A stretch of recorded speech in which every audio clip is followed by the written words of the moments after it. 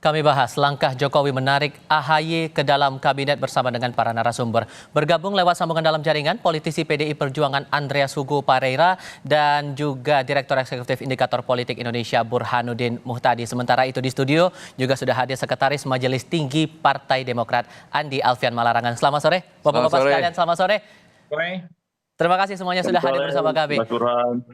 Oke, saya ke Bung Andre dulu kalau begitu. Bung Andre, masuknya AHY di kabinet, apakah sebelumnya Pak Jokowi sempat ngobrol ke PDIP tentang niatan itu?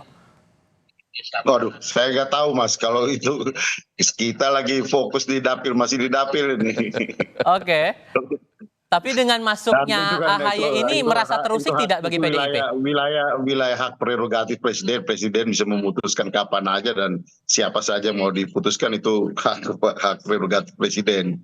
Sehingga saya kira juga ya apa yang sudah diputuskan ya itu adalah wilayah presiden untuk memutuskan itu gitu.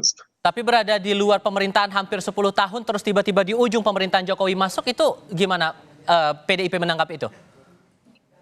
Biasa aja, dan selama ini juga Pak Jokowi presiden berkomunikasi dengan Pak AHY juga dengan Pak SBY. Memang dulu tidak, tapi sekarang situasinya berubah. Tentu Pak Jokowi menghitung untuk ke depan memerlukan dukungan lebih banyak, meskipun waktunya tinggal 9 bulan lagi.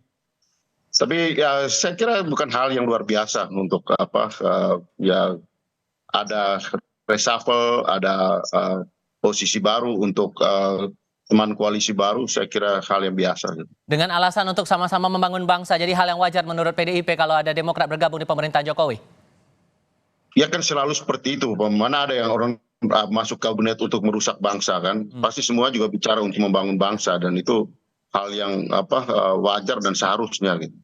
Oke, tapi di sisi lain Bang Andi, kemarin kepada Kompas TV Pak Komarudin Watubun bilangnya bahwa ini jelas lah kalau bukan bagi-bagi kue kekuasaan, apalagi alasannya begitu. Merespon itu gimana? Kami sendiri baru tahu tiba-tiba diberikan tawaran untuk jadi menteri Mas AHY-nya. Kami nggak berpikir untuk menjadi bagian dari koalisi pemerintahan Pak Jokowi. Kami adalah bagian dari koalisi Indonesia Maju, pimpinan Pak Prabowo Subianto. Jadi dalam konteks pemerintahan 2024 sampai 2029. Jadi yang pikiran kami kalau kami masuk ke dalam pemerintahan pada konteks 2024 2029, tapi tiba-tiba ada tawaran dari Pak Presiden Jokowi, dan mungkin karena membutuhkan dukungan dari Partai Demokrat, ya, dan bagi kami kalau ada panggilan negara, ya tentu saja kita sambut dengan baik. Semacam bonus atau dan kemudian baru gitu. Tapi sebelum itu juga kan kami juga Mas AHY juga bertemu dengan Pak Prabowo bagaimana, dan kemudian pada saat itu berkonsultasi dengan Pak Prabowo mendorong untuk masuk dalam pemerintahan Pak Jokowi. Jadi dan Pak SBY juga merestui, ya kloplah kita masuk. Kebetulan posisinya juga Menteri ATR ini menteri yang pada dasarnya kementerian yang non politik. Lebih bersifat pelayanan sertifikasi tanah, pelayanan pemetaan tanah, pelayanan sengketa tanah, pelayanan untuk ya terutama untuk menghadapi mafia tanah. Jadi ini juga yang pas lagi pula kita tidak menggeser seseorang. Kebetulan posisi itu kosong, yang Pak Hadi jadi Menko Polhukam, kemudian tempat itu kosong.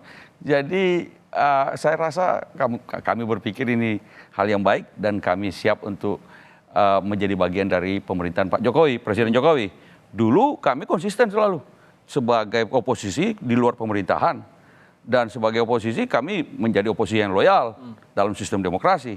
Sekarang kami berada dalam koalisi pemerintahan daripada beberapa partai-partai lain yang di dalam pemerintahan tapi perilakunya rasanya seperti oposisi. Siapa tuh? Siapa maksudnya? Arah ke siapa? Tapi itu adalah ya kebijakan partai masing-masing. Kami selalu konsisten. Kalau di luar pemerintahan kami oposisi. Di dalam pemerintahan kami punya tugas adalah mengawal pemerintahan Pak Jokowi sampai selesai masa jabatannya, walaupun tinggal 7-8 bulan. Tahan dulu di situ. Tapi pertanyaannya, apakah ini bonus seperti pertanyaan saya sebelumnya? Apakah ini dianggap sebagai bonus untuk bisa menghalau hak angket yang lagi banyak dibahas di beberapa kalangan begitu, terutama dari pasangan nomor 3? Oh, kami nggak pernah merasa itu bonus karena nggak pernah berpikir soal ini. Yang kemudian yang terjadi kalau soal hal angket, memang kami sependapat dengan pikiran bahwa pandangan kami bahwa urusan sengketa pemilu ranahnya di Mahkamah Konstitusi.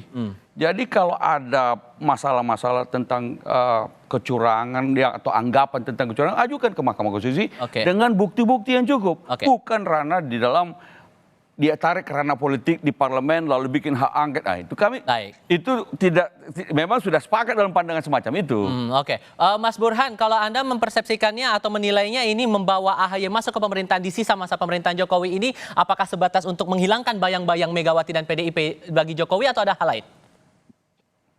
Ya, begini Tifal ya, kalau kita lihat berapa kali Presiden Jokowi melakukan reshuffle, itu hitungan saya sudah 9 kali. Dan menurut saya termasuk presiden dengan frekuensi reshuffle paling sering. Nah, meskipun tadi kita sudah bahas, sisa masa jabatan beliau hanya kurang lebih sekitar 8 bulan lagi. Nah, pertanyaannya apa yang membuat Partai Demokrat masuk dalam skenario koalisi pemerintahan Jokowi yang tinggal beberapa bulan lagi? Saya kira faktor politik tidak bisa diabaikan di sini, yaitu seiring dengan hubungan panas dingin Presiden Jokowi dengan PD Perjuangan, terutama pasca Pilpres. Ya, sebelum Pilpres pun sudah terasa, dan itu membutuhkan semacam rekalkulasi strategi berkaitan dengan postur koalisi.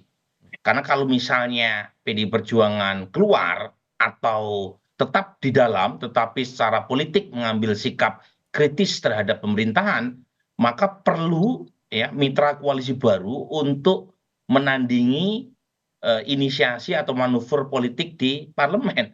Salah satunya adalah usulan berkaitan dengan hak angket. Karena bagaimanapun PDI Perjuangan adalah partai dengan kursi terbesar.